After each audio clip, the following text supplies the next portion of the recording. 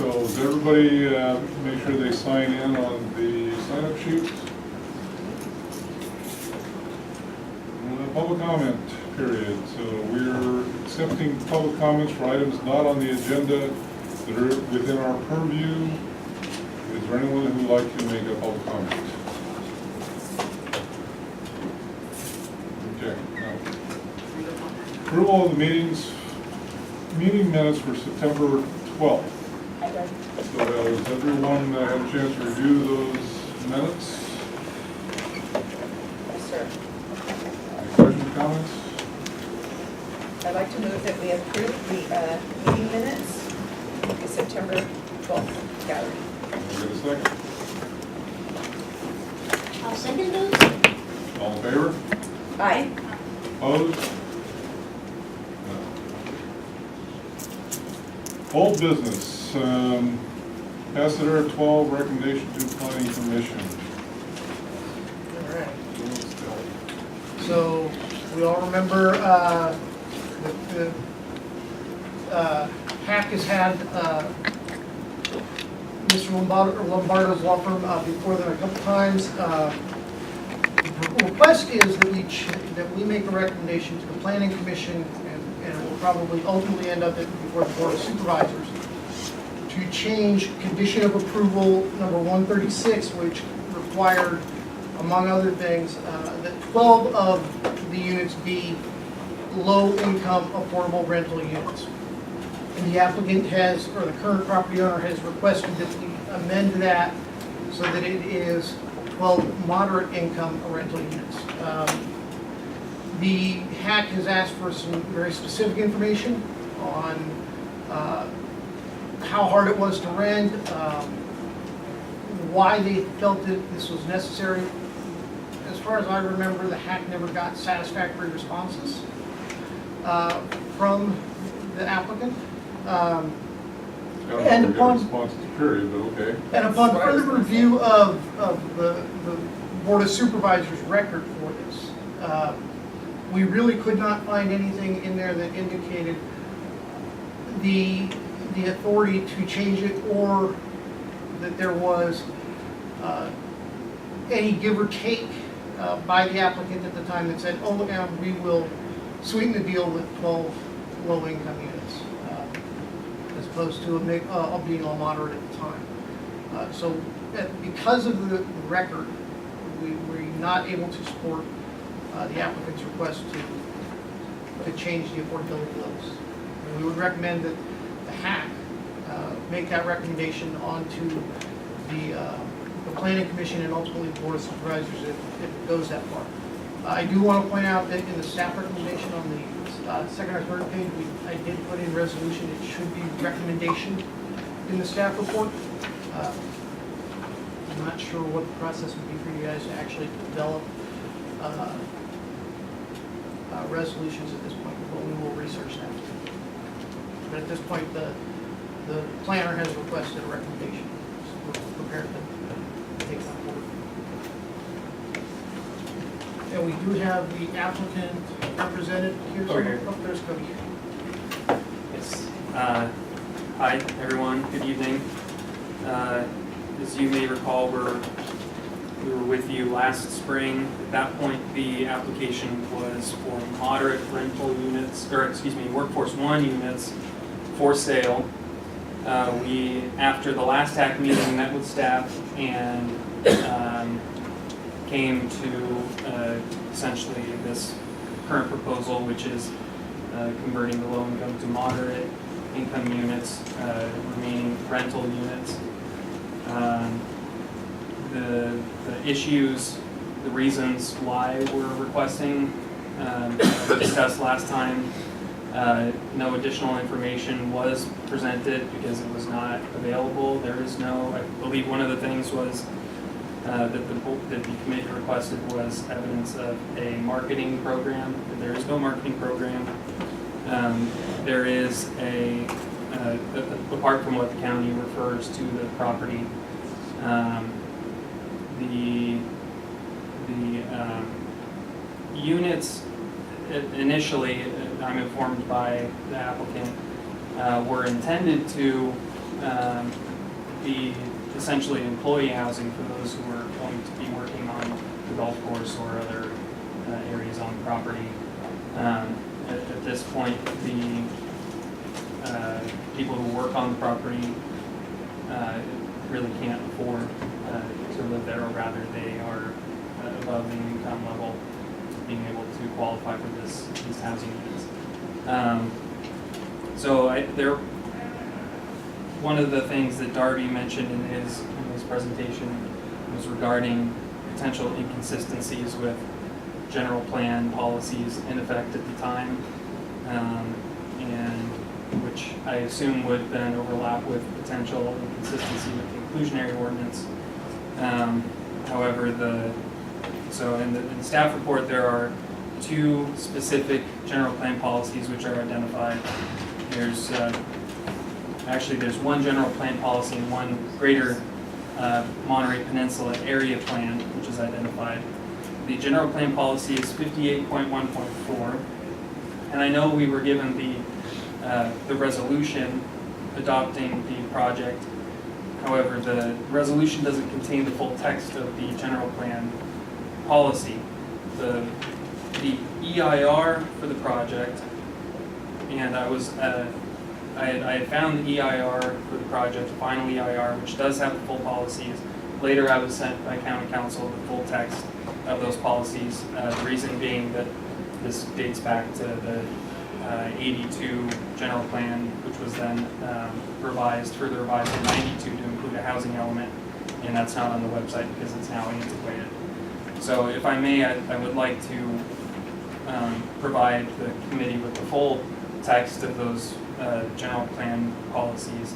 They're very short. The general plan policy in question is 58.1.4, and the full text of that policy says, the county shall require that all inclusionary units be located in the same housing area as the residential project from which they are derived. I would argue that, of course, the inclusionary units in question are all located on the same property as the subdivision in question. And even though the findings, which were developed by the Board of Supervisors at the time, said that they said that 30% shall be provided for low-income housing units. That's not explicitly provided by, or really even implicitly provided by that policy. I think the exercise is to demonstrate that the proposed income levels would not be inconsistent with the general plan policies or the inclusionary ordinance in effect at the time of the approval. And we would submit that having 100% of these 38 units be moderate would not interfere or conflict at all with this policy, because the policy simply requires that all the inclusionary units that are provided be included in the same housing area as that residential project. The second policy is Greater Monterey Peninsula Area Plan, section 62.1.14. That section reads, all development proposals shall make provision for low or moderate income housing in accordance with the inclusionary housing ordinance. And it goes on to describe the effects on density. Again here, our project, assuming that it had been 100% moderate, which in previous iterations, in fact leading all the way up to the Board of Supervisors, was for 100% moderate, including the final EIR, which was initially accepted by the county, was 100% moderate. It was deemed as being consistent with this policy. And finally, the inclusionary housing requirement at the time was that all new subdivisions must provide at least 15% of the units as low to moderate income housing, pay an in-lieu fee, or purchase inclusionary housing credits that are transferable to a market rate project any place in the unincorporated area. So again, there's nothing requiring any percentage of low income, only moderate income or low to moderate income. In this case, if we were to modify this condition to having all 38 units be moderate, it would still be in compliance with both the general plan policy, the area plan policy, and the inclusionary policy at the time. So I think that is my presentation on that. And I welcome any questions.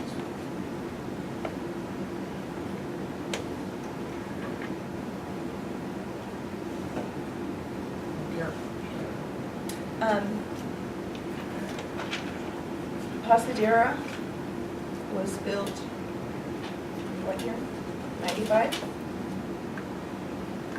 The project was approved in 95, yes. Okay. So it's been operating for 22 years. These are, But I don't think that the units were actually built and occupied until the early 2000s. That sounds right. the project approved in 95, built and occupied in 2000. So it's been operating 18 years, 19 years. With the 13 moderate. 12. Well, there were 13, and you're asking, are there 13? No, There are 12 that are low that were required to Here, go. let me step back. The requirement was for 38. Mhm. 12 are low, the balance were for sale moderate income. So that's how we get to the total. Right. When I did the math, I got 13, so that's why. Oh, And then I okay. was remembering from last time that you did have one of them occupied, so that's how my brain went Okay. to 12. So there are 12. And is it correct that you have one of them occupied by a low income, a low qualifying person? I believe we have 11. My Rosa who handles that. There's apparently one that is vacant and has been vacant for about a month now. But the balance, we income certified. So they're currently occupied by people qualified at the current level? My understanding is 11 out of the 12. There is one which is, I will say, over the past year since we've seen you, my understanding is that there has essentially been one vacant unit. Which is Okay. normal turnover. Got it. And so as I recall, I don't have it before me now, and I really wish we had the things we had asked for twice at 2 different meetings over the course of a year. But I'm trying to remember. At the time, what was articulated was that you could not rent them. You could not find people to qualify. But if they're occupied all but one person, I don't understand. I want to understand that, so that's why we were looking for, so that's one thing. And we had asked for an example of what they're doing. There's not a marketing program, just like how you try and fill these, because as I recall, we were told nobody wants these, we can't get people in them, it's not close to transportation. We asked the people that are there, do they own cars, how do they get there? So questions like that, or so hopefully you've had those conversations, even if you don't have the information, that'll help us here. I just wanted to add to what Karen was stating. You remarked that there was no evidence available. And, I'm curious about that because there's a big difference between there's no evidence available versus there was no investigation done. I recall from our prior discussions, which were almost a year ago, we asked about access to public transportation, the issue of marketing, were these units marketed to low-income individuals. There was assumption made that these folks may or may not have had automobiles when the fact is many low-income people have automobiles because of the transportation issue. And I find it curious that there is so much investigation that was done for the general plan to favor how to make these more lucrative for the landowner, as opposed to figuring out what we can do that would be more equitable and just, especially right now at a time when we're facing a tremendous housing crisis. when we're looking and we stare at the face of homelessness every single day, I'm highly disappointed that we're told that there's no evidence available when I feel there was no investigation done. What investigation was done regarding the marketing? What investigation was done when we asked about walkability to public transportation?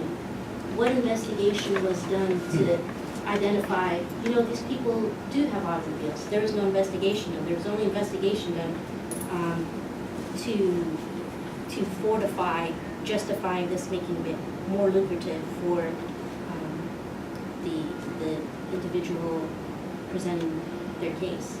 That doesn't feel equitable and fair. May I respond? So to start with the marketing aspect of it, these are 12 units. The owner does not have a budget for marketing. They do not have a marketing program. So there's no way to provide you any materials, being that there is no marketing program. To the extent that I was investigated, the question was asked, and regarding access to public transportation. At one point, we were out on the site, not me personally, but from the beginning of the gate, we reset the mileage meter and drove back to where the inclusionary housing is at the top of the hill, and it was about a mile. It was probably like right around a mile, 0.9, 0.95, somewhere in that area. That's where the bus stop is, essentially at the beginning of the property, right before you get on the private road, then it takes you up to where those units are.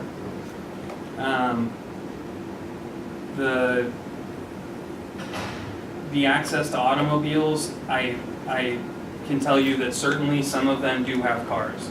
What I don't know is what percentage of them rely 100% on public transportation. But again, sometimes people, they don't want to necessarily answer questions when they're confronted with, who knows where that information is going to go. So I would just submit that the investigation was done, and that the responses that I provided are what we have. Follow-up question on that? 4 specific things that were asked. That you drive by and look if there are cars parked in the driveways of the people that have the low-income housing. So my question is, did you do that? Did you see any cars?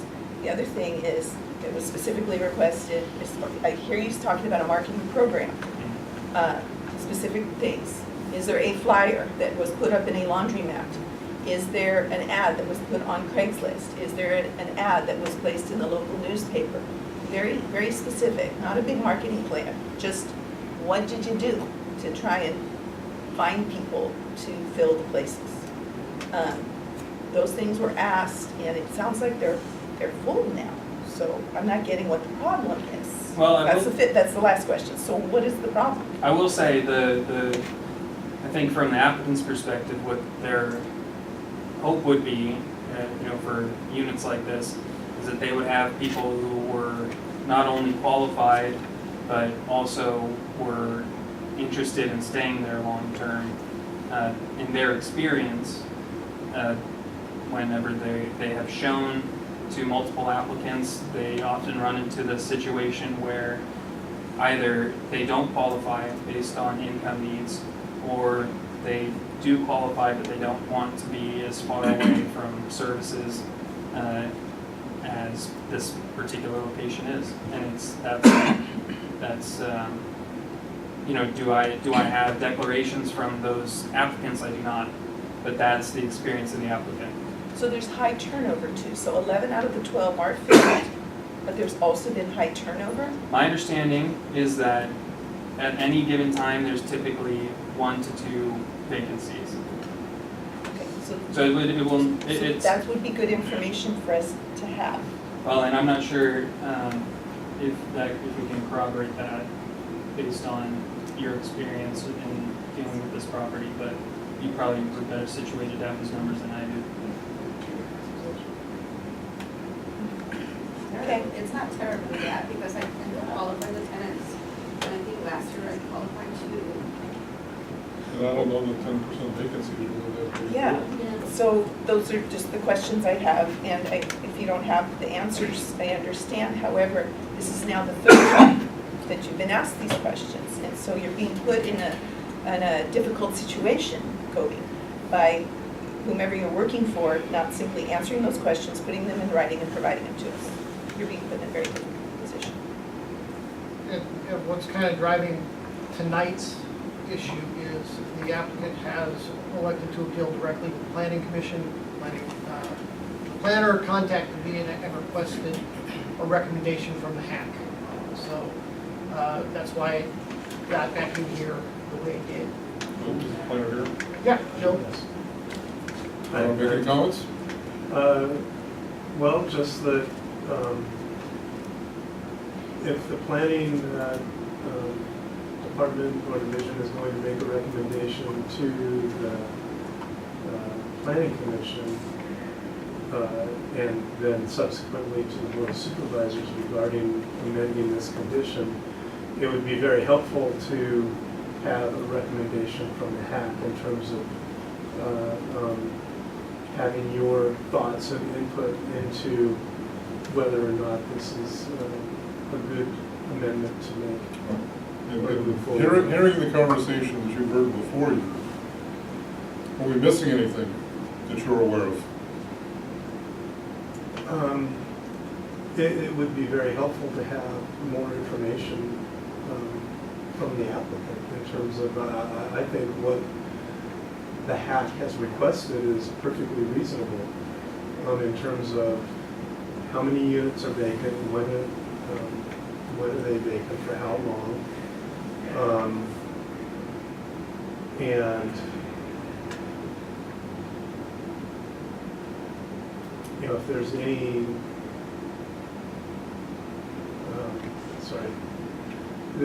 if there's any other particular reason why the applicant wants to make this change. We've had the request, but we've had no supporting justification as to why the request has been made. Well, on that last point, I mean, I can add, you know, I think probably reiterate some of the context that I've given before. You know, one of the reasons, again, dating back to the original approval, and in the EIR it's sort of alluded to, is that these affordable units, to some extent, were intended to be for employees of the property. Again, there is no, there's a small number of the employees who would be able to qualify for the low income level and be able to live there. Secondly, you know, there's the potential, of course, right now, the funds that are generated are used for limited capital improvements, but there's really not much there even for landscaping. Having it a moderate may allow for the improvements to the area, or to the inclusionary buildings to be made, improving the overall character of the community and those who live there. Yes. So I think it's appropriate for me to abstain from the vote because I walked in late and didn't hear the full conversation, but I still think it's appropriate for me to be able to comment in regards to the subject. It's a really interesting conversation because you have a property that's kind of away from services, and it makes it really difficult for folks that are in low income status to be able to have more access to those. And so from that perspective, the argument kind of makes sense. I wonder if an alternative option could be if the units can be provided for the workforce. I think that could be a win-win for the county and for the applicant. And that way, folks don't have to worry about driving so far away from where they work, except there's still that problem of having access to the services. But sure if that's something that the applicant would be willing to consider as providing workforce housing. But If I may, that raises another challenging issue. Employer-sponsored housing, which would be for the specific employees of the golf and restaurant complex, is governed by a separate piece of law, and the units would, in theory, be exempt from the inclusionary housing ordinance. So they would then be in a position of these 12 units that were required, regardless of the income level, would no longer be available as inclusionary units. So they would be out of compliance with their approvals there.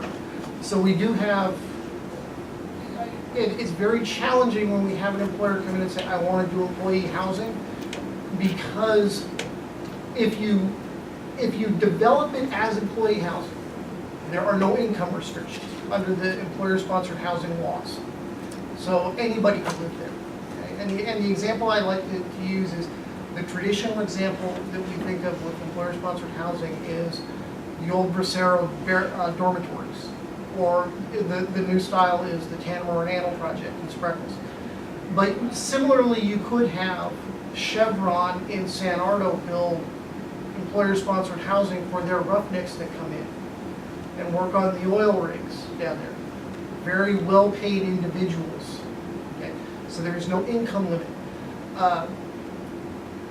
When Pebble Beach wanted to rent its inclusionary units, its new 24-unit project, to its employees, we checked with HUD and the Fair Housing Office. And usually this is an issue where you receive supplemental income payments through Social Security or something, and a landlord discriminates against you because of the source of income. It also works the other way, where you cannot require somebody to have a source of income from the Pebble Beach company, for example. So mixing employer-sponsored housing the way that it has historically been done. On some of these projects, these were originally supposed to be for employees. San Lucia Preserve was supposed to be for employees, but it raises all kinds of challenges when, fortunately, this employer is paying too much for the employees to qualify. But it brings in a whole host of other challenges that we're not prepared to address tonight. Well, and I thought that there was another definition of workforce housing. This could be, So this could be the confusing part about talking about affordable housing, right? But and there is, within the general plan, we have 2 levels of workforce housing. yeah. This is now, not 20 years ago when this was approved. And that would be the 120 to 150 workforce Right. 1. And the workforce 2 is 150 to 180. HCD doesn't recognize that. As far as they're concerned, anything that is above moderate is above moderate. So when we have to report to the state on housing production, it's the very low, low, moderate, and then everything else, they don't care. Okay. Well, so I think going back to I think my point in regards to the fact that it's so far removed from services, I think that is something that, this isn't directed towards the applicant in particular, but just generally speaking about the problems that we have in a more rural area, developers need to think about where your services are so that communities at all income levels can be able to have access to them so that it is easier. So it's going to be work, I think, that we have to do from both sides of this perspective to make sure that we're providing adequate housing with the services close by, or at least adequate access to public transportation so that they can get access to those services. Yeah, and if I may, to piggyback off that, it was represented to us by both economic development and in our conversations with CHISPA that this project, if it were to be approved and go through today, would not be a candidate for low-income housing. It would be moderate workforce, one of those higher, because of those very reasons, the location of services. And I think that's a fair thing to keep in mind as well. Why is that? Why would an area not be qualified? So it's not that it wouldn't be qualified. It's that it would not score well for competitive housing programs for affordable housing. So for tax credit, it would not qualify for the higher 9% tax credits because it is more than a mile from a grocery store and a pharmacy and a library, and, you know. So there are criteria within different funding programs that make this less competitive. And it's a similar issue that Chesapeake is facing in East Garrison with its project there. It is not located close to services, so they're not able to attract as much public sector funding as other projects that might be located within the city of Monterey, or the projects that are going on in Chinatown here in Salinas now. So it's not that it doesn't qualify, it's that it is not competitive. But it would still be required to meet the inclusionary housing Yes. ordinance. Yes. Question about the intention. I don't recall seeing anything that required that this be the housing for the golf course employees. That was not included in the resolution. Yeah, no, it was. So I understand there may be an interest to have one's preferred staff living near where one wants one's golf course and large houses tended to.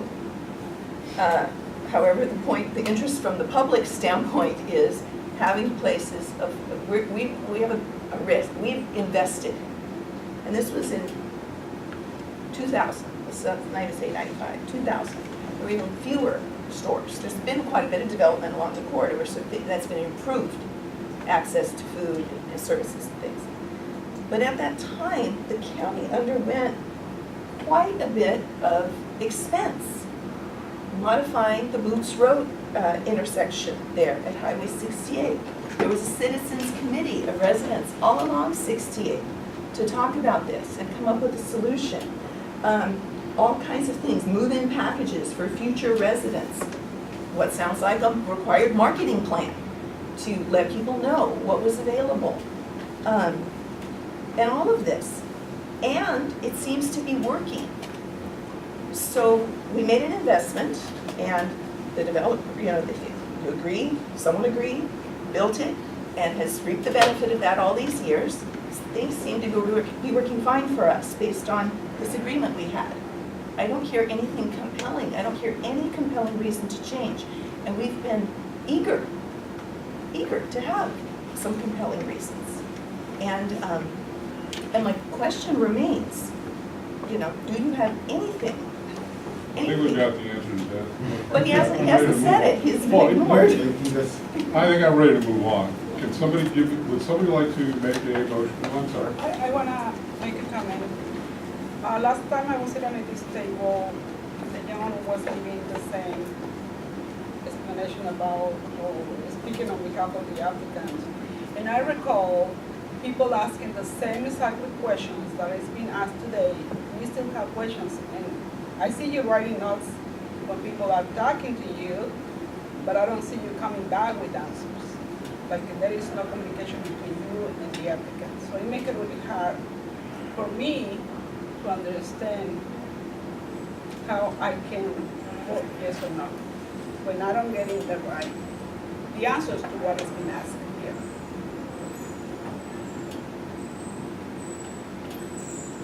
Can you repeat what the motion is? So the recommendation is that that the Housing Advisory Committee forward a recommendation to the Planning Commission that they not approve the applicant's request to change the units from low income to moderate income. Okay, so, can I get a, Looks like you have a- Yes, I would like to make a motion to not approve the request to amend the low income to moderate income. So verbiage is given to us on the page that says meeting January 9, recommendation. If you would like to consider that verbiage for your Yes, very motion. steep. I got it. Yes, to repeat what is written. I would like to move on the staff recommendation that based on the general plan and the Greater Monterey Peninsula Planning Area land use policies and the findings that the Board of Supervisors adopted when certifying the CEQA Environmental Impact Report, EIR, that staff is recommending to us, HAC, that we adopt a resolution for consideration by the Planning Commission to not amend COA 136. And just correct resolution of the recommendation. Did I say it correctly? No, you read No, it. you read what's You read there, it, but it read it, should, read it. I had a typo there. Yeah. Oh, thank you. And require that the 12 low-income rental units remain affordable to low-income households. Thank you. Can I have a second? So, All in favor? Aye. Opposed? Okay. I'd like to make a second motion. Another motion. I move that in the materials that go along with that recommendation, that we include that this is the third time that the applicant has been to us and we have not been given any, it may have, that we don't have any of this. So that maybe will encourage the inclusion for the planning commission. It's happened before. I mean, literally I've had people say that, I'm sure this is not the case with this applicant, but with others, literally have said, let's just move through this and take it to the planning commission. So I would like the work we've done here to be documented along with that resolution.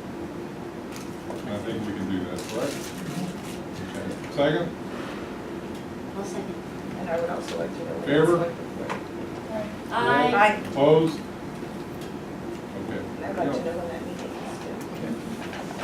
Thank Thank you you. all for your time. Thank you. good luck. due. Thank you. Okay, new business, approve 2019 meeting calendar for regular meetings. And so I think you sent us, something basically every other, First as Wednesday. long as there's business to be conducted, right? Does anybody have problems? Good, okay. So do you need a motion and all that for this, or? Yeah. Okay. So moved. Second? Second. All in favor? Aye. Opposed? No. Okay, here's one near and dear to me. Election of chair for 2019. So like go in the mantle? Would someone like to volunteer their services to be the chairman this year? Well, that narrows it down to three. Would somebody willing to be chairman That next year? narrows it down to three, Why is Okay, who's three? because he's specifically saying chairman. Oh. Chairperson. Okay, dude, if that's a problem, just let me know now, and I have no problem stepping back. No. Okay, I'm not politically correct at all times. I understand. Love me as I am. I adore you as you are. Okay. Chair member. So, would anybody like to be chairperson next year? You. I'd like to Chair. nominate you. I think you're doing a great job, Mo, if you're willing That's not the to. point. The point is, it's nice to have other It is. people and get other people involved and hear their opinions and. Is there anyone who would adore doing that, who would like to be chair? Seems reminiscent of last year's conversation. Yes. And perhaps the year before. 10 years. 10 years. 10 years. And we don't nominate people who aren't here. I wish I knew if Mark wanted it. And you cannot phone it in. You're here, you're consistent. I'd like to nominate you to be chair second. again. Oh, anyone opposed? Here it is. Besides me? You guys, let the person who's being nominated accept it first. I'm sorry? Accept the nomination? Go back to up if you're Right, not. that's what I'd like Jack to does. say no, but that's not the person I am. Nancy said. Would you like to make a motion for a co-chair? Anybody else? Are we allowed to do that, co-chair? Is there a point in that? Vice chair, I vice think chair, we vice have, we chair. do do a vice chair. Vice chair, but I'm talking, completely. That requires a bylaws change. Okay. Bylaws say chair. Either I'm chair or I'm not. So. Then Are I there any have to worry term about limits? negotiating. There are no term limits, we're not, Just curious, I mean, That's a good some question. things I think there ask should be. rotation. Well, you know what we could do? We could implement rotating chairship or something. It would require that we, a casual agreement between us. Either I'm chair or I'm not. No, but I meant like just in general on this committee, that we agreed to take turns chairing the group every year. You know, that we not require one person to do it year after year. You know, not to change the bylaws. You can volunteer to be chair this year. and be Well, the I committee stepped every up year. last time to be vice chair, so that was a stretch for So me. that's a step And up. I led the meeting twice when you weren't here. So, So go for it. so. no, I don't want to be chair. I'm trying to come up with a way for you to say yes and not feel like it's in perpetuity. Oh, trust me, when I resign, we're done. I don't think it's necessarily a bad idea, though, the rotating chair idea, just to. Well, I think that was the original idea, and the intent was that other people would step up and we could rotate. I mean, certainly you're not offending me if you would like to be chair. I have no problem with that. I'm just saying, more in I a do. more. I'm just saying in a more You were here formal, before, too. in a more formal way, right? And like what we do for city council is for the vice chair. It's rotating and it's by seniority. So whoever's been on the longest is the vice chair, and then the following year, whoever hasn't been vice chair yet kind of moves that way, right? So it's a more formalized way of spreading the load. And If you would like, we could come back with some recommendations for how to rotate the chairmanship at a future meeting.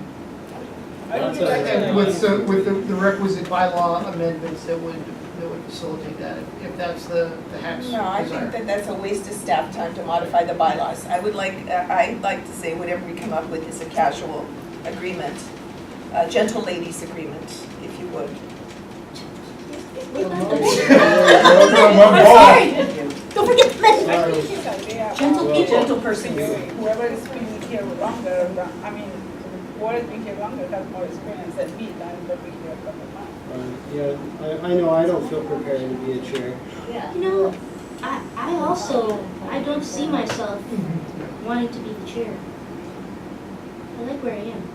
I wouldn't mind in one day, maybe years from now, being vice chair, but not the chair. I mean, I really appreciate your insight already, so, I mean, you're already a proven asset more than anything else. Call the question. I was going to say the same thing. Where are we? That we're taking a vote. We take a vote on A the vote on you question. as chair. I thought that was about. No, I think we There have was a motion. And a second. All in favor? Aye. Opposed? Yay. Thought I'd Okay. take it. But Okay. all right. Committee reports. Am I still vice chair? Yeah, we're gonna fight. Oh! Would anybody else We'll just like leave to that volunteer to be vacant. vice chair? Vice chair? Oh, it's not, okay. I don't mind being Who vice asked you chair. anyway? Well, those are just an election. It's true, Oh, just the audience. It's true. She said it's not agendized. It's true. Okay, It's it's an not action item, let's go wait agendized. for the next It's one. not Put an agendized. agenda for the next one. Okay. yes. I don't mind. Did you want to talk to me afterwards? Really? Okay, All right, committee meeting member reports. So if I may, Feel comment? during the election, I reached out to several different candidates on the peninsula to develop a regional housing coalition in an effort to find a way to work better together on this regional issue. And all of the people that participated in that coalition got elected except for one person. And so all those folks, and the one that even didn't get elected, are still committed to working together. And so we're meeting this Saturday to figure out what our next steps are now after post-election. So I can provide more information on what we plan to achieve at our next meeting, but I just kind of wanted to make folks aware of what was going on there. And our goal is to try to get a little bit of a regional strategy going on the peninsula, but I think there's definitely a feeling of wanting to connect with folks in Salinas and in South County to make it more of a county-wide thing. So I've been keeping Darby in the loop of what's been going on with our group, but I just kind of wanted to share that because I think that everybody here is really focused and understands the importance of the lack of housing in our region, and so anything that we can do to better work together on that, I think is going to help us move in the right direction. So if I could speak, not as the chair, but as a person from the private world, make the process a lot easier for people to build affordable housing. So one of the things that we're And he knows exactly what I'm talking about. I do. one of the things that we're looking at are the 9 recommendations from the MBIP white paper. And so What's MBIP? sorry, MBIP is Monterey Bay Economic Partnership. It's a conglomeration of business entities from Monterey and Santa Cruz County that pay into a fund, and with those funds they give out loans to different organizations to do affordable housing projects. But their housing experts came out with this white paper that, because of their relationships and understanding the ins and outs of housing development, these 9 recommendations really focus on how local elected officials can change their policies to make it easier for developers to come in and do their job. So one of the problems that we see with the high cost of housing is that there's not enough of it, right? And so we need to rapidly develop more homes, and it gets difficult to develop more homes because of the cost of developing homes. And so one of the things to help decrease the cost is getting rid of some of that red tape, right? Because developers are having to spend so much time being dragged through the mud for years and years to get any development done. So and I'll just give you one example. In Monterey, the city just did the ribbon cutting for the Van Buren project. It's a senior home with 19 units. That took 12 years to do. And so it's cost a lot of money to get housing development done. So anything we can do to help speed up that process. So that's one of the things that the coalition's really looking at. We've all agreed to go through the recommendations and try to get as many of those things looked at through our individual city councils. But yeah, and we're also, and I might be speaking a little bit preemptively here too, because we still have to all agree to it. But one of the things that we've been talking about is either using a current JPA or maybe forming a new JPA in order to give some kind of authority. So I know that the community CHS. Community Housing Solutions. Community Homeless Solutions. Community Human Services. Community Human Services, thank you. Thanks. If there's already a JPA CHS. form there, so we might be able to use that to do some, I don't know. What is So that jargon, JPA? Joint Powers Authority. And so it's like, instead of, Monterey deciding by itself and then Salinas or Seaside deciding by itself, this body would have the authority to make the decision for those. For the bodies. They're the oldest and best model. They've since '69. I don't know if that's going to help, because a lot of the issues I'm running into are in the codes, if you will. And I've got the mayor and I've got supervisors up the yin-yang on my side on the project, but then it's going through the processes and the different departments and getting buy-in there.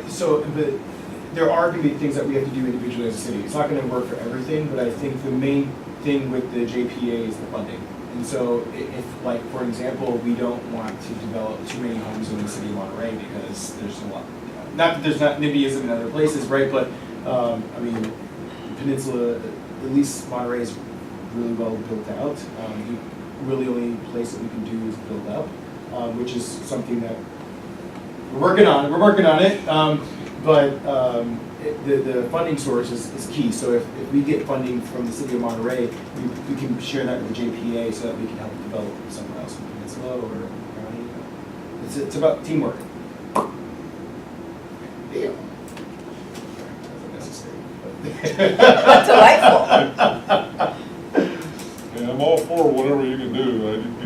fighting it, well, not every day, if they run things. An example is, community plans are supposed to create an environment that makes development easy and predictable.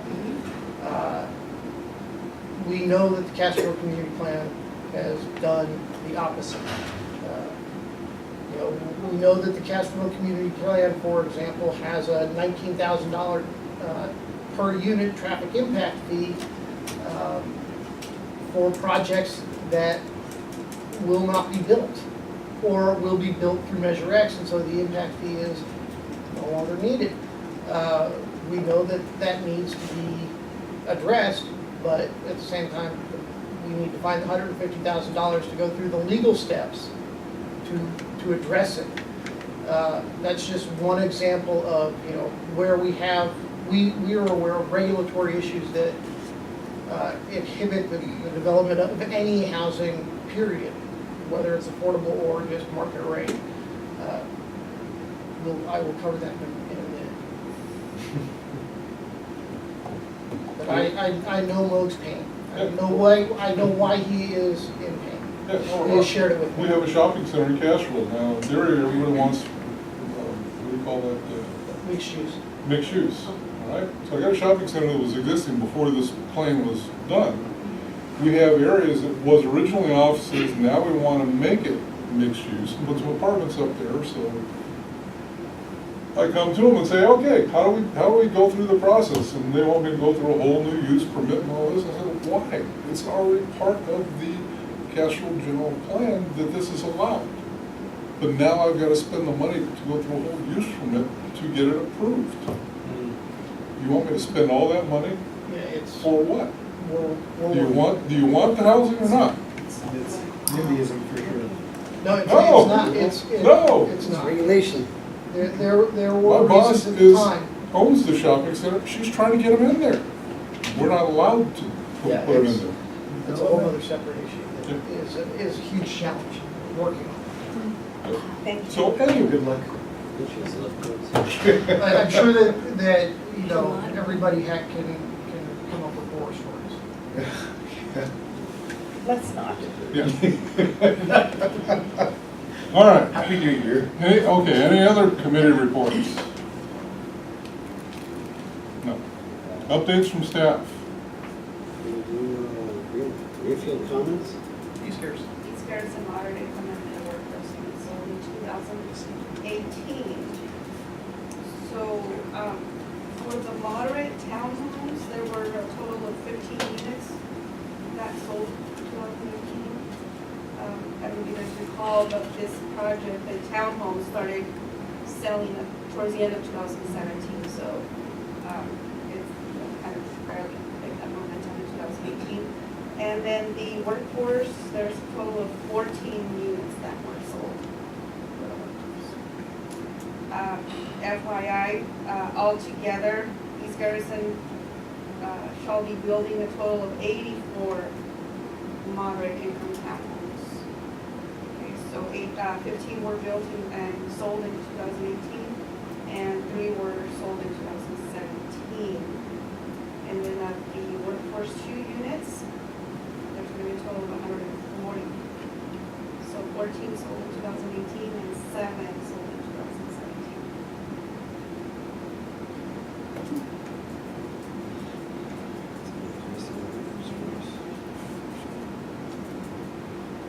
Affordable housing ordinance, as you may remember, we started this process about a year ago. We have a consultant on board. We are getting ready to go to the Board of Supervisors on February 5th to start getting some specific policy direction to present outside counsel's evaluation of the general plan, the current ordinance, and the housing element, and where we may need to tweak those documents to bring them in compliance with the set of housing laws that were passed in 2017 and then last year. We will also be presenting information on the consultant's demand study for housing at different affordability points.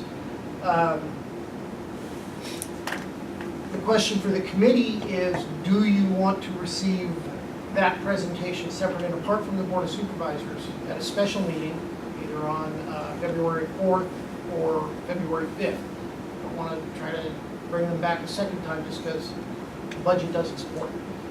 But if we did build in a budget, presentation to you if you would like to receive it. Right now, we're working on the materials for it. Some of the things that we have already identified as needing to be cleaned up are the ordinances, the current ordinance is inconsistent with the affordability requirements contained in the 2010 general plans. We know we have to address that. The Board of Supervisors has previously exempted development for farm worker housing, which is somewhat ambiguous. I think that the reasonable assumption is that it means either housing that is going to primarily be occupied by farm workers, or it is supposed to be the employer-sponsored housing variety. But we need that clarified, and if it is in fact housing that is geared towards being just rented to anybody who is a farm worker, we probably need to clarify that it is at a deeper level of affordability as opposed to tying it to employment in a specific industry. We have low-income and very low-income households who work in a variety of sectors. Why exempt just farm workers when, if it comes down to it, again, you have this whole fair housing issue that potentially raises its head. As you go, do you work for Ken or Arnell or somebody else when it's What about the H2A program? Is that part of? So H2A is part of the employer-sponsored housing, okay, and that would already be exempt. We believe, okay, and because again, farm worker housing development or development for farm workers is not defined anywhere. So Can you be good to clarify? that's what Well, you're right. we're going to the Board of Supervisors with a recommendation to clarify and how we think, giving them two options for how they might want to clarify. But the big part of that is going to be the demand models, because that's what we're going to be trying to address a small piece of with the affordable housing ordinance. Bear in mind that whatever the county adopts with the affordable housing, or even any of the cities adopt with affordable housing ordinances, it only fills a very small percentage of the demand for affordable below market rate housing. So that's always a challenge that we have to address somewhere Are else. they going to address the in lieu fees? Yes, we do. Yes, we are. I have a question about that. About what? I Yes, go ahead. Okay, I'm writing all my questions. The in lieu of fees, so we brought up before when we realized, when a bunch of newbies came and we were looking at the in lieu of fees and saying, you can't build a house for that, how does that work? And you educated us on what was going on there. And then we had a little subcommittee and we were meeting to figure out what other communities do to reassess that in lieu of fee. We found at that time, for the record, that there is a mechanism in the guiding documents that say the in lieu of fee is supposed to be reported on to the Board of Supervisors every year. And the last time it had been reported on to the supervisors was like 10, 15 years ago. And the reason why is because it's super expensive and very complex to come up with a new in lieu of fee. So this whole thing you're doing now will reassess the in lieu of fee, right? So there's two parts to that are going on. Okay? Yes, we are globally looking at how we assess in lieu fees. Okay? One of the things that the consulting team is charged with doing is preparing the legally required nexus study that provides the foundation and justification for the county to assess such a fee.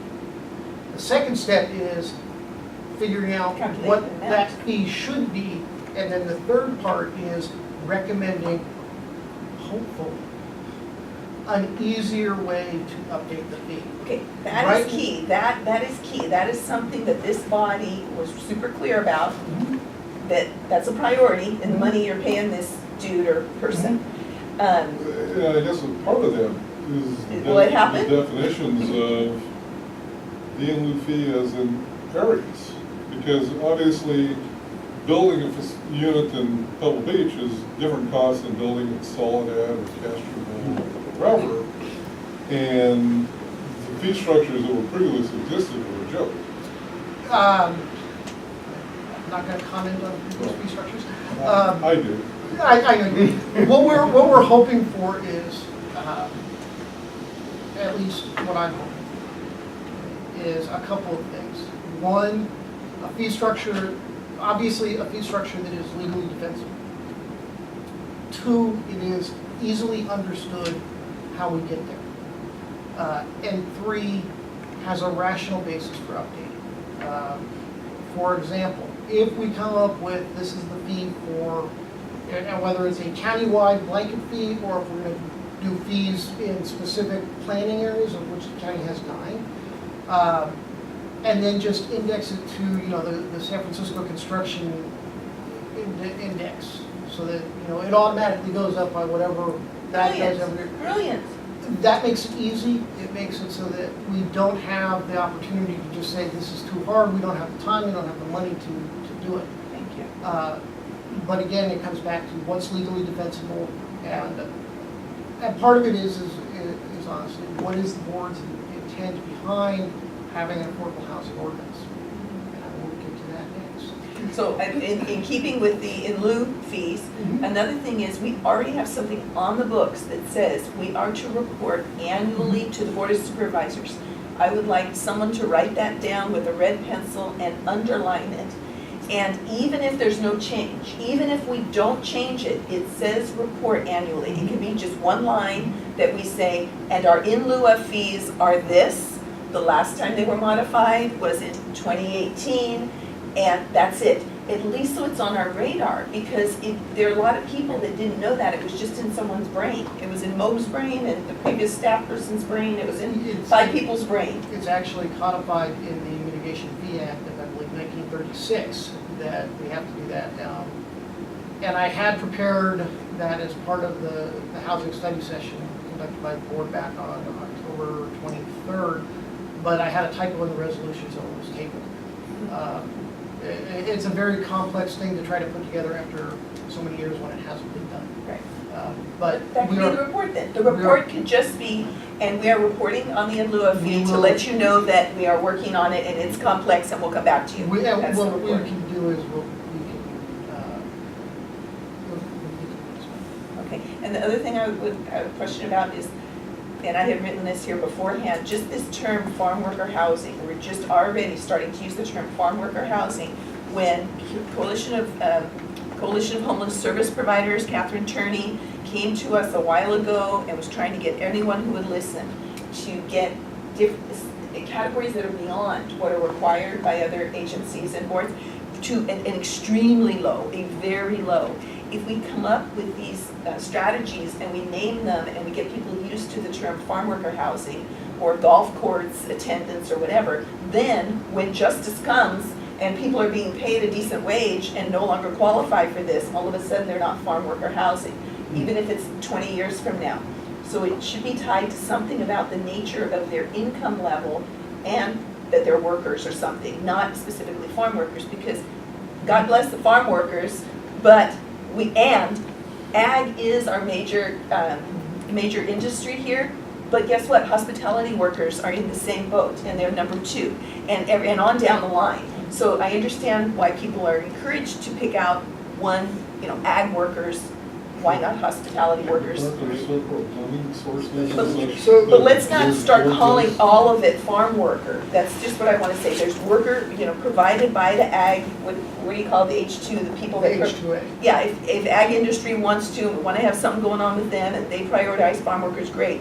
But in the public realm, I just want to make sure we're not necessarily going down a road we don't have to, when the intention is that they are people who are working, yet they make very, very low wages. So I trust you guys to figure that out, but not farm worker for everything, Yes, so. even if there are farm workers right now. So when the staff report is ready, I will make sure to share it with the hack. Unfortunately, we won't have time to review it as a body before I go to the board of supervisors. I just don't have the time. You said we could have a special meeting. Well, I still we won't be able to have it next week when all this stuff is due. Okay. But I hear what you're saying, and so one of the things that came out of the 2017 legislative session was a huge emphasis on objective standards. Farm worker housing is not objective. Okay? Great. Bruce Taylor is a farm worker because he owns the ag company that grows the crops and processes them. That's very different from the ag worker who is bent over cutting that lettuce or that artichoke. A little bit. So part of what I'm recommending is the board move to a very objective definition of very low, based on what's already in state law. Great. So- But extremely, I guess Well, we're not being extremely low extremely, that was is Catherine Tierney's idea of like below even below low. 35%, yeah. Yeah, like super low, And that's extremely all- low. That's all defined in state law, it's just a matter of getting it into the vernacular of the public conversation. Look, are we gonna get it in? Let's get it in. We can try, I mean, it's. Please try. I can try, the board has already said, yeah,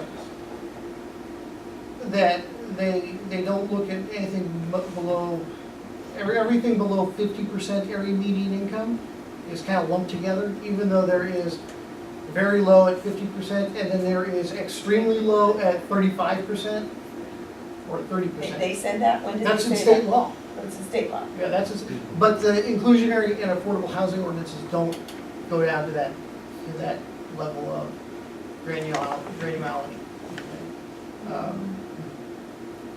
Moving on to the next topic, if I may. Last October, staff met with representatives, the city managers and community development directors from the 4 South County cities to talk about locations for employer-sponsored housing. That conversation kind of morphed into we do need a countywide strategy to deal with affordable housing.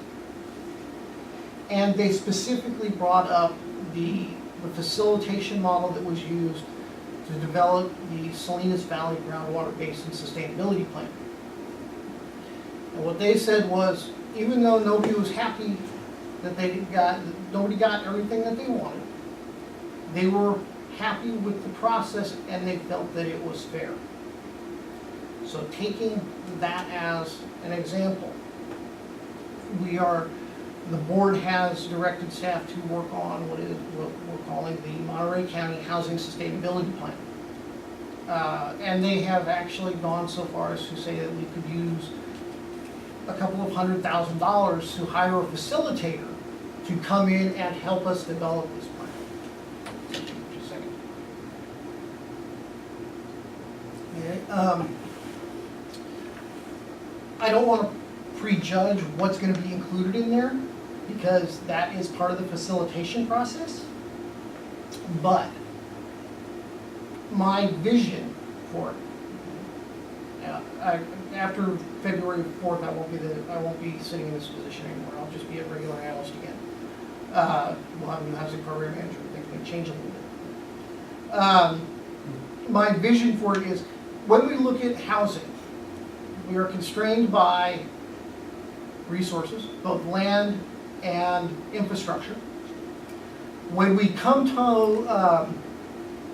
comes to actually building affordable housing, we're also constrained by financial resources.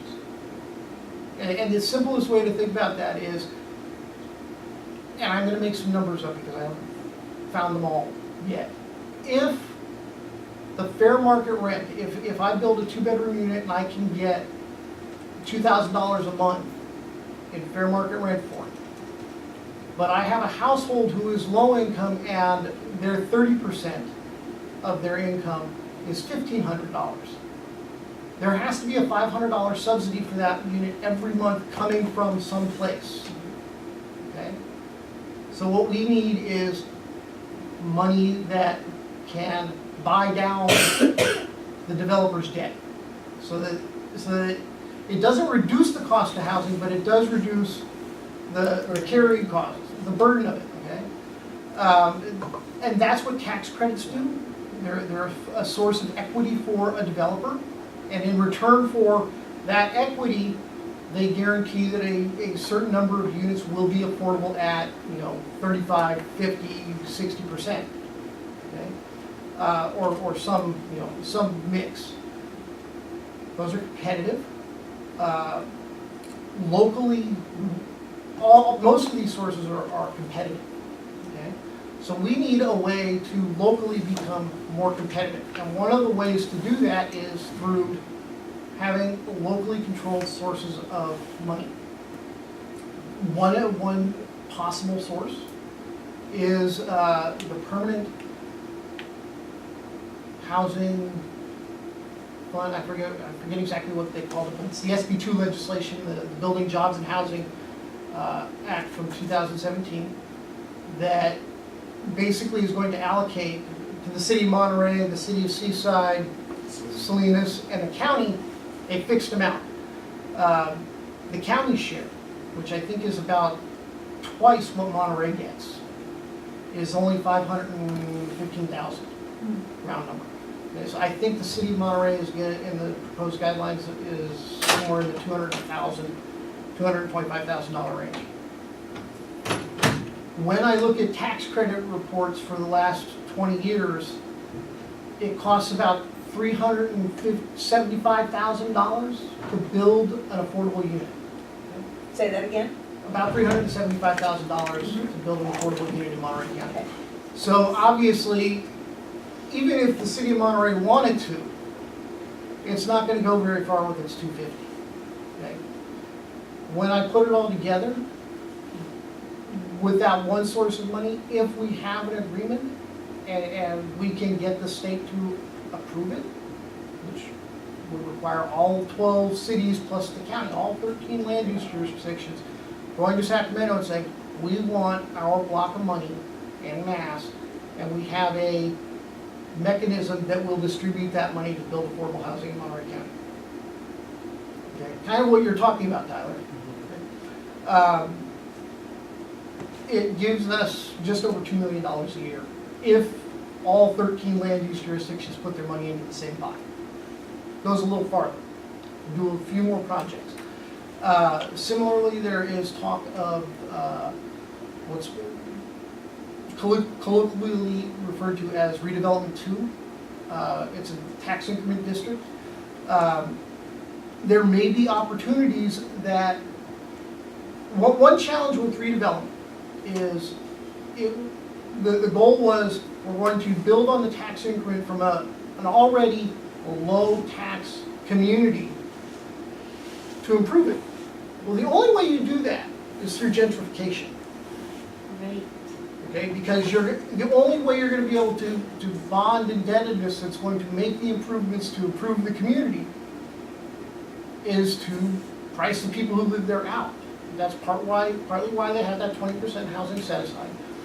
But if the cities in the county could get together and, for example, push for legislation that allowed us to not just capture those low-income neighborhoods, but let's do a county-wide district that captures Pebble Beach, Carmel. It gives us a bigger pot of money with which to address our shared affordable housing need. The other part of this that maybe we would want to consider is current models only look at going up through the moderate income, 110% of their immediate income. But we might have the opportunity to say what's important is developing a resource so that Monterey Peninsula Unified can actually build housing for its employees the way it wants to on some of its surplus property. Right now, the district can't do that with conventional affordable housing sources because it's above the income. So, that might be a legislative thing that that comes out of this sustainability plan. You know, I have a number of other ideas, you know. Every city and the county has corporate yards. Are there opportunities for us to possibly share our corporate yards so that the valuable corporate yard that's in the middle of Gonzales or in the middle of Greenfield is now turned over and available for development? What is a corporate yard? That's where, you know, the city vehicles are parked, Storage. maintained, storage. Okay, And so, be redeveloped. yeah, if we could say, you know, take the Greenfield corporate yard and relocate it, co-locate it with a county corporate yard on the outskirts of Greenfield, there might be a win-win. Some of the other things are, you know, we need to look at land, and Supervisor Parker has been very clear on this on a number of occasions. You know, the city of Marina and some of the other outlying cities feel like they're being dumped on. And they want a way that we transfer some of the property taxes or sales taxes to help offset the cost of providing housing. So these are all things that we're hopefully going to address through this facilitated sustainability planning process. And the board has actually put some money up. So I'm hoping, Tyler, that, you know, that's why I said I couldn't go to you last month. And when are you proposing this, or is it a done This is- deal? It's happening. So back in October, the board told me to, that we could go ahead and proceed. I have started working on a request for proposals. I am going, it's part of my package for the board's consideration on February 5th with direction that we come back to them with a recommendation for a contract with the facilitator by June 30th of this year. Will the transition in staff have any impact on where this goes on priorities and how much it moves forward? It might, Would there be any benefit to this body so, making a motion to say that we support this action, we believe this is essential, and we look forward to it happening? you certainly, I would suggest that, because it's not agendized, we couldn't do that. But if you wanted to email your supervisor and offer your support, one of the things that did happen is you know, the board did not want to delay the February 5th presentation to allow the new person to come on board. So to me, that tells me that the train is kind of already leaving the station, and that there is interest in it. One other thing too, and I've heard this in different circles, is the idea of us coming up with a bond measure, whether that be a county or a particular city, we're trying to pursue that in order to be more competitive for those.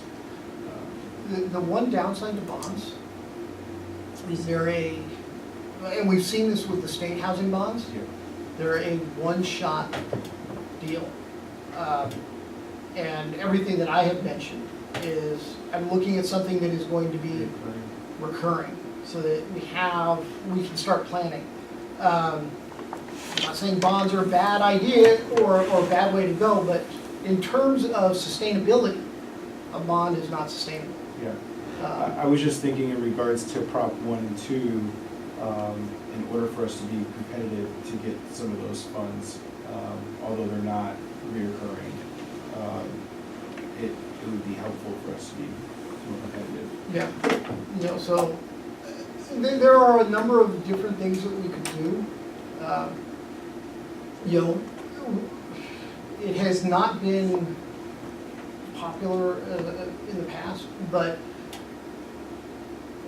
at some point, people such as yourself who sit on city councils need to make the decision, is a smaller guaranteed income stream that we control more valuable than the potential for a bigger 1 or 2 time infusion every 4 years?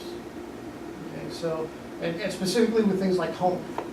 You know, yes, the state is giving $4 and $5 million grants to organizations like Chispa and Penn, but we only get those every 4 or 5 years in this county. does it make more sense for us to get that guaranteed 1.9 million as a county-wide consortium? And that's a policy consideration for city councils and boards to make. I only put it out there as, as long as the feds fund home, it's a guaranteed revenue stream that we control. With my response would be, am I more comfortable that a nonprofit, such as NIPAM or Cheese Pad, will take that money and develop a project successfully? Or that the county or the cities are gonna take that money and develop projects successfully? And my answer to that is, as long as the project, an affordable project is successfully developed, doesn't matter who develops it. I think what I'm saying is that I'm more comfortable if they'll get it done than I will with the county. So, Yeah. and what would happen, and so there are a number of things that would go on here, okay? And just to harp on the money issue for right now, okay? So every year, we get $2 million of SB2 money, okay? One of the things that has to happen is, we have to have a mechanism whereby all 13 jurisdictions that contribute agree on the project or projects that money is going to be used for. And we have some competitive process to solicit those projects. I don't know if you were here back when we every year did the funding announcement in December. Yeah, and then the different nonprofits have Yeah. different projects. We would probably go back to a model like that. Yeah. So, to me, that, that would make sense. Is we would have an annual call for proposals. We would have this pot of money and, whatever the mechanism is that we arrive at, would parcel that money out to projects. Via the nonprofits. And I'm not saying it would have to be just nonprofits. In the past, we have provided Asonio with loans out of the Inclusionary Housing Fund for, it was either construction or rehab, and in return, we bought from you affordable units. I forget exactly which project it was, but you've paid off the loan, and so the units are no longer affordable. But there's no reason We'll that, probably take exception to that comment. I'm sorry, I know that I got a check. Well, no, that they're no longer affordable. Well, okay. Considering no, the okay. rental rates that they charge Excuse is well within the affordable So, limits. excuse me, let me rephrase that. They are no longer subject to our affordability restrictions. Thank you. I I appreciate apologize. it. I apologize. But there's no reason that, because one of the biggest developers of affordable housing in this county is an outfit called Pacific Companies out of Idaho. They got a huge number of tax credit projects that they have built in this county. And so they have figured out as a for-profit how to make affordable housing profitable. I have no problem personally funding a for-profit that wants to sell me affordable housing.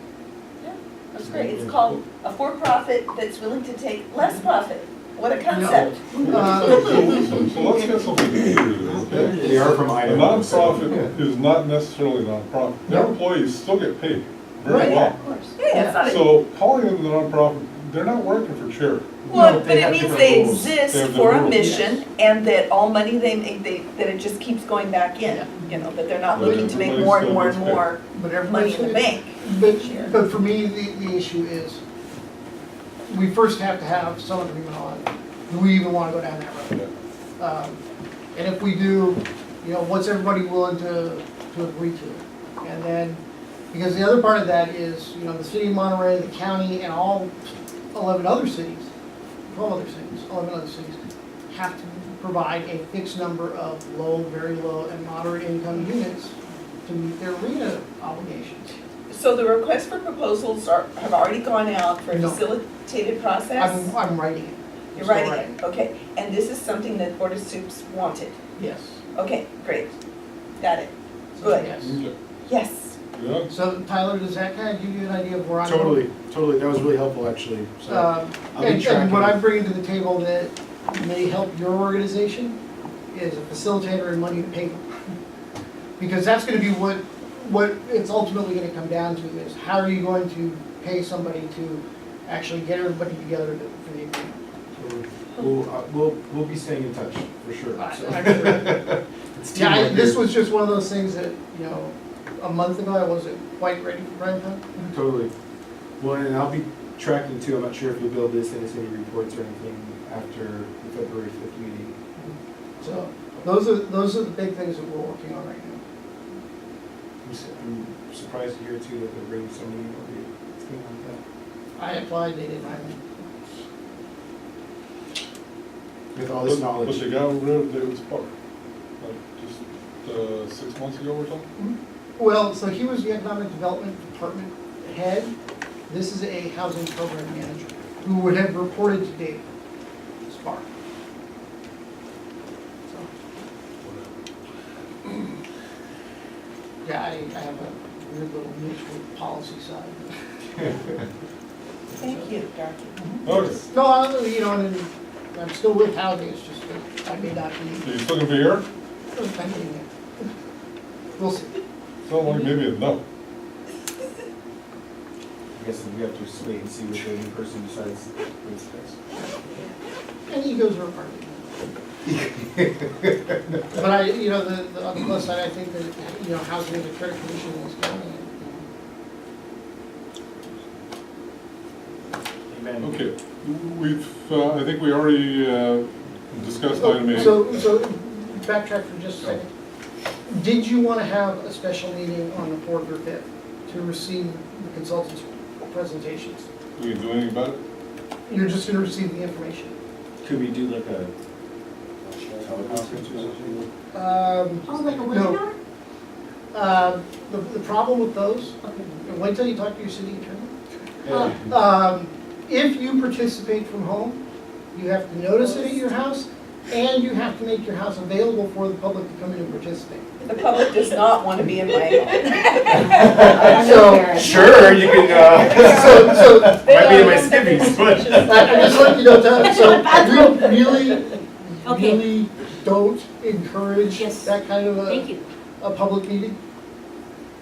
Could we just I mean, debrief at the next? I will send you all the material when it's available. Yeah, I'd say, okay, email it to us, and Yeah. we can, if you're so inclined, review it, Right. and send comments back. The hack meeting in March, we can. Yeah.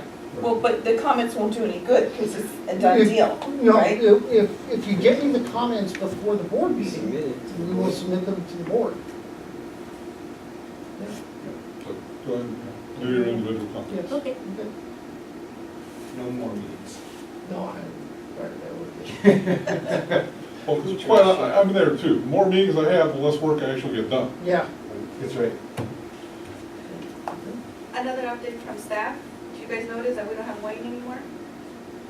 No, I just thought it was missing. I No, thought you so got it. too. What happened? He resigned. So Wayne resigned. Oh, no. I don't know if you guys were aware of it, but No. Wayne resigned. Where? And then we have, Where are you is- here to observe and see if you can join the hack? I know you No, are, right? yes. So can you just give us a little short introduction? What district? Mary Adams. Okay. Singer Wayne's replacement. Well, I maybe, don't know that. maybe. What city are you in? She's checking us out. Alright, Okay. so, my name is Lee Fitz. I spent, 10 years in real estate, back when there were rules, I need to say, from 1990 until 9/11, but not here in Pennsylvania. And after the recession of post 9/11, I started working for our county's Economic Development Corporation, and I helped do a project that they could not do for 10 years. And I played a really interesting role in that, but I'll tell you sometime.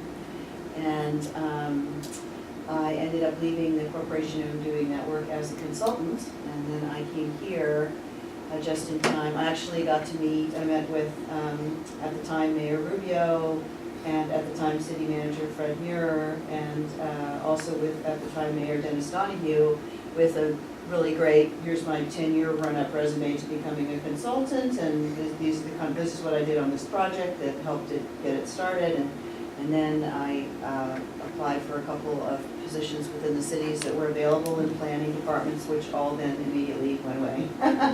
So I've spent the last 8 years here working a variety of different positions, just to keep my head above water, and like a lot of people, and having to go from apartment to apartment as rents went like this. And so I've been directly affected by housing and the changes across the county here, myself and my family, just me and my daughter. And I started a nonprofit years ago called Arms of Angels, and we provide grief counseling to families that need it and can't get it from their insurance or because they don't have funding. So it's private, professional counseling like anybody would get if they had money, and I've been doing that for years. I've started businesses, I've started retail, I've been an advisor to different projects, and I love my little nonprofit. It's been very good for me and for the people that we've served, and I'm hoping that within a year or two, if we had insurance for everyone, then little niche nonprofits like mine wouldn't even be necessary anymore, frankly, and I could just stop doing it, along with hundreds of other people who do those kind of things, and just kind of move on to the next thing. So I had gone to Jane Parker's usual holiday party, and I know Wendy from the Obama campaign, and they encouraged me, not realizing they always seem to forget that I don't actually live in Seaside anymore. So I filled out a vacancy for the commission form, and then because I was living in Monterey until that vacancy happened, I just literally met with Yuri in Mary's office today, found out this meeting was tonight, and came over to just kind of be here and see what was going on. But I'm super interested. I was also, just as an aside, I went to when I first got here, I went to a couple forum meetings. I've been going to city council meetings regarding especially housing issues the whole time I've been here. I've continued to read up on it and follow the state laws that are changing and hopefully helping. And I was at the Seaside City Council meeting the other night when they talked about MBEP's white paper, which I would like to get a hold of. And the couple of things they mentioned at the council meeting that I thought were great was a lot of what they were talking about was just removing barriers. Just the simple act of making it simpler. And the other thing I liked was that they didn't just talk about how to make it easier for developers.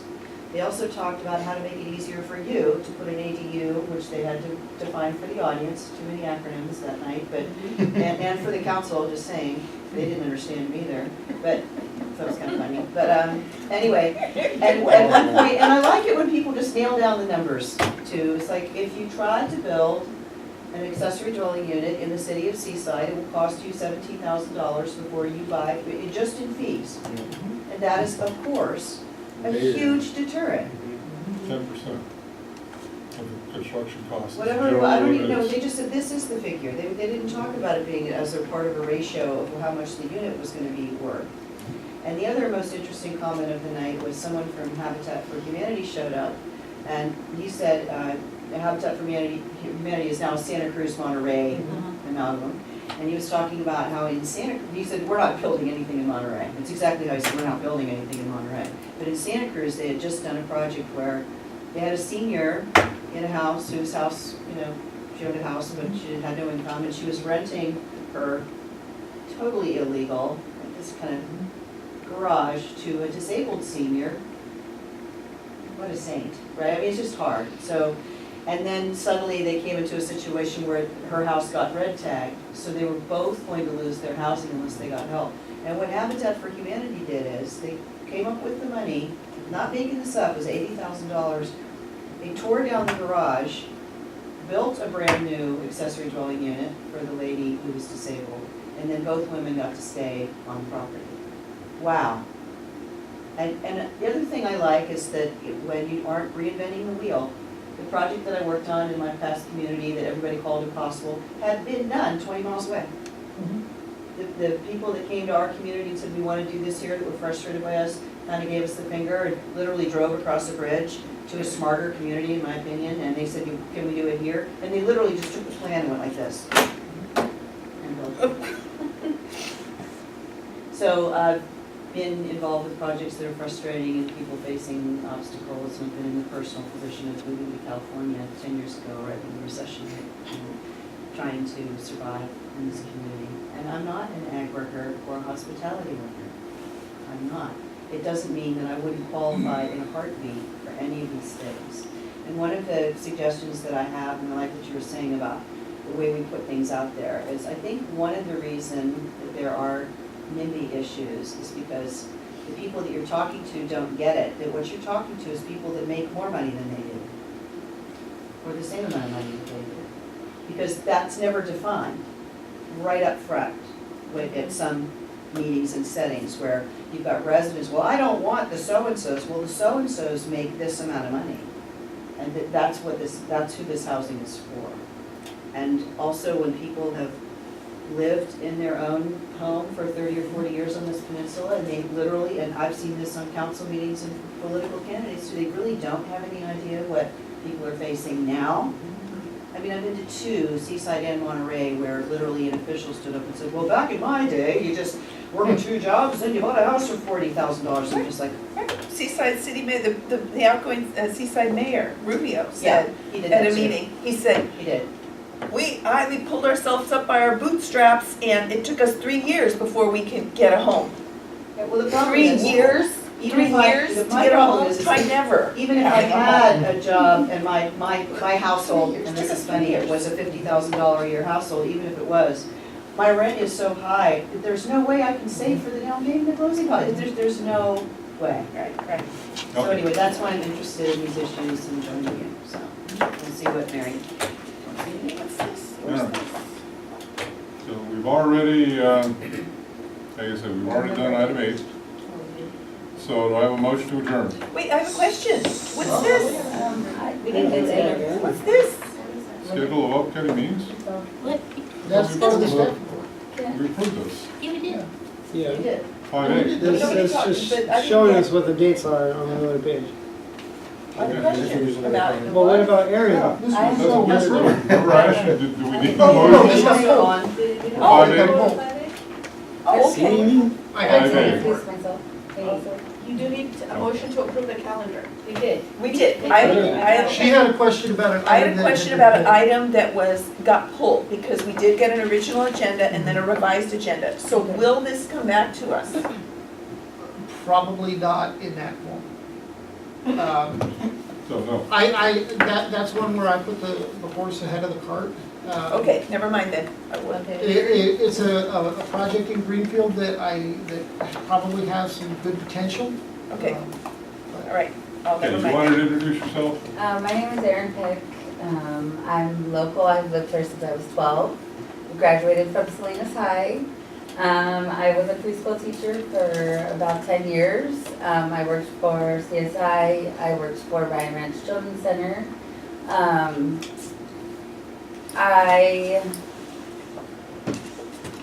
Are you being nominated to come on to the board too? I don't know. I got an invitation to come to the meeting. Oh, So, from whom? I don't remember exactly, Oh. honestly. Oh, okay, So. thank you. So anyways, I was an accountant after that, for a shipping company, and then, I got laid off when the recession hit. I went back to school. I went to CSUMB. I have a degree in collaborative health and human services and a minor in business. And, I work in Chinatown. I work at the CSUMB, Learning Center in Chinatown, and so thanks for the invite, so I work individually with people, and I work with outside groups of people and committees, and there's a lot of things that get missed, because like you were saying, the people that all these policies affect are not being included in discussions. And so all these decisions are being made for these people, and they don't have a say in what you guys are deciding for their whole life.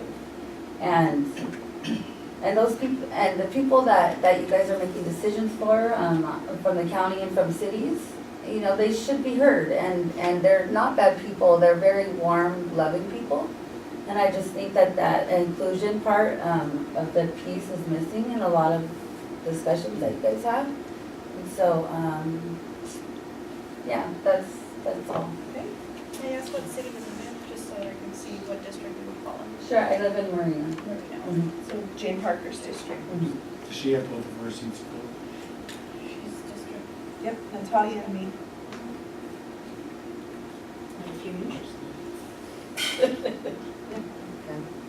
So the different boards of supervisors appoint people and they each get two, so, but we're never full. Well, glad that you're here. Thanks for coming. That's interest. Okay, can I get a motion to adjourn? So moved. Second, favor? Yay! Opposed? Passed. Thank you Have all. a good night, Yeah, everybody. wow, that's good. See you.